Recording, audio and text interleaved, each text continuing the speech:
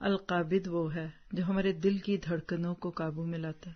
کبھی ایسا ہوا کہ آپ کا دل زور سے دھک دھک کر رہا تھا، ایسے لگ رہا تھا کہ جسم سے باہر ہی آ جائے گا، کوئی خوف کی خبر سن لی، گھبراہٹ ہو گئی، بھاگ کر آئے، کوئی بہت وزن اٹھایا، سیڑھیاں چڑھے، اس وقت دل کی دھڑکن ایسے لگتا ہے کہ آپ کو اپنے ہر سانس میں سنائی دیتی۔ پھر تھوڑی دیر کے بعد آپ کے دل کو کون تھامتا ہے؟ القابض۔ کبھی کوئی صدمہ آئے، کبھی کوئی چوٹ پڑی، کوئی دنیا سے گیا، کوئی اپنا گیا، کوئی پیارا گیا، اس کے بعد کیا ہوتا ہے؟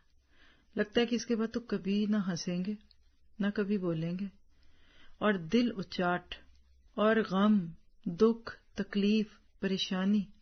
پھر آہستہ آہستہ دل کو کون تھامتا ہے؟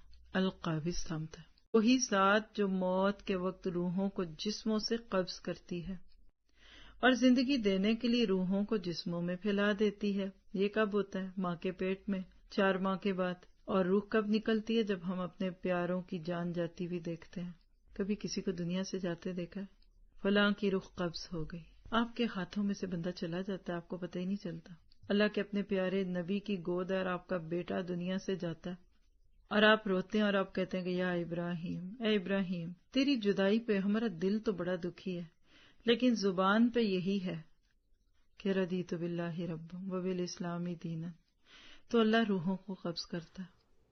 اللهم بلغنا رمضان، اللهم بلغنا رمضان،